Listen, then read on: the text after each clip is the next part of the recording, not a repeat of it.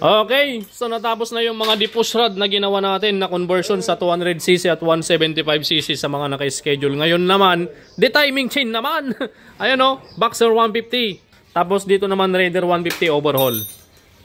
Refresh natin tong Raider 150 mga kabro.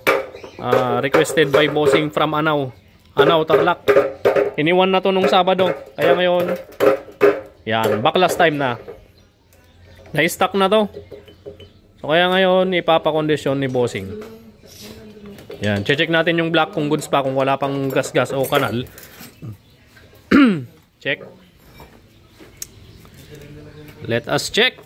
May tama. The cylinder block, may tama ba o yung nagkakalas?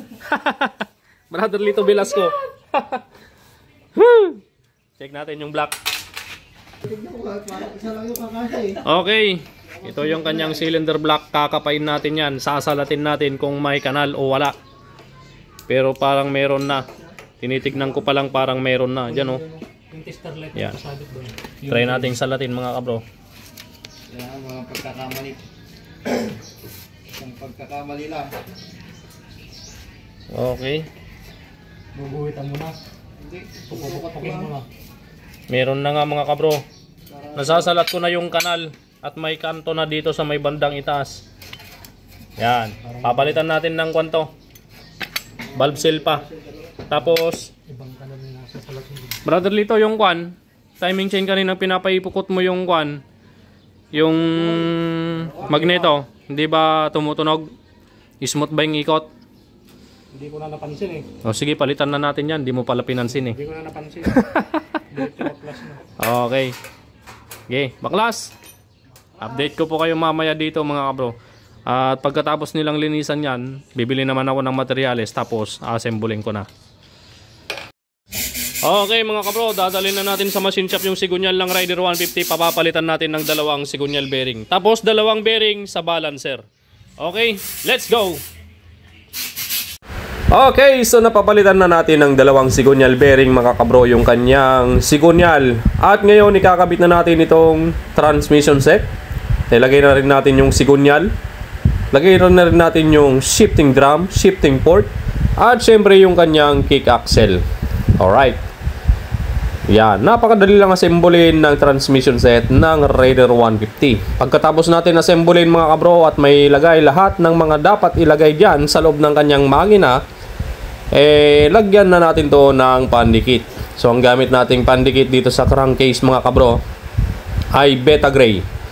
Yan, Beta Gray yung ginagamit nating pandikit dito sa may bandang center crankshell ng Raider 150. Okay, so ayan. Pandikit muna at pagkatapos natin applyan ng pandikit Beta Gray ay tatakpan na natin to mga kabro. Iyon o. Alright, pukpukin lang natin ng kaunti. Siyempre langisan natin yung mga dapat langisan dyan para smooth ang pagkapasok. At pagkatapos lagay na natin yung mga tornilyo at siyempre higpitan na natin mga kabro. Yan, goods na. At siyempre isunod na natin ikabit yung timing chain na bago. Yan, original mga kabro yung nilagay nating timing chain dyan. Tapos pagkatapos natin lagay yung timing chain, lagay na natin yung magneto. At kasunod niyan mga kabro, ilagay na natin yung camshaft na dalawa at camshaft cover. At syempre yung mga tornilyo dito sa cylinder head. Yan, so pagkatapos natin higpitan yan mga kabro, heto na siya. Alright, so nabuo na natin mga kabro yung Raider 150 carb. Ayan po yung makina niya. So ikakabit na lang natin doon sa chassis. Ito yung mga nagpalitan natin. Pinalitan natin ng cylinder block. Ayun yung cylinder block niya, naka-plastic. Pinalitan natin ng sigunyal bearing.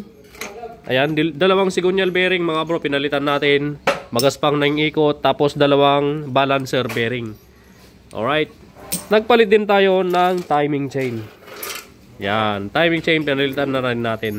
Siyempre bago na yung block, piston ring, tsaka valve seal. Pinalitan na rin natin yung valve seal yan, 4 na piraso. Tapos siyempre yung langis, hindi mawawala yung langis no. Suzuki oil. Alright. Tapos bumili na rin tayo ng battery. Dahil yung nakakabit na battery niya is mahina na. Kaya ito yung binili nating battery, kakabit natin mamaya. Pagpapanda rin na natin. Siyempre, bago na rin yung oil filter. Pinalitan na natin ng bago. At syempre, wala na. Yung carburetor, mamaya na lang kapag naikabit na sa chassis yung makina. Okay, so ngayon ikabit na natin. Alright. Ito namang TMX 155 ni Uncle from Taguig Pangasinan, iniwan na niya. Convert sa 200cc dahil hihintayin pa natin yung materyales. Iniwan na ni Uncle. Convert naman, overhauling lang TMX 155 from Balongaw, Pangasinan. Full wave naman, Boxer City 150, tapos na, papaanda rin na lang. Alright. Makanta yun. Okay, so nilagay na natin mga kabro sa chassis. Subukan na natin panda rin tong Rider 150 na medyo maraming problema.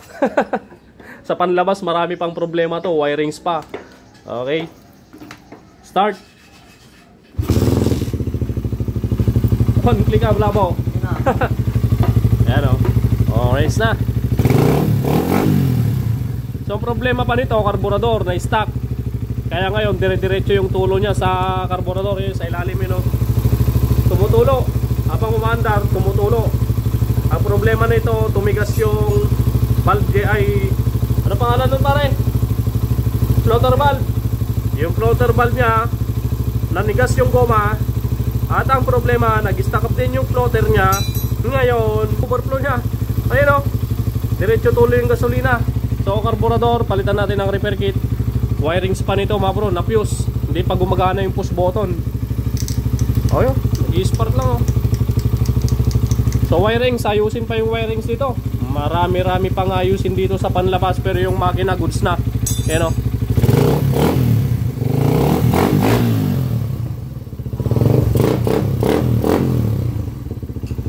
Ayos. Tayo na natin.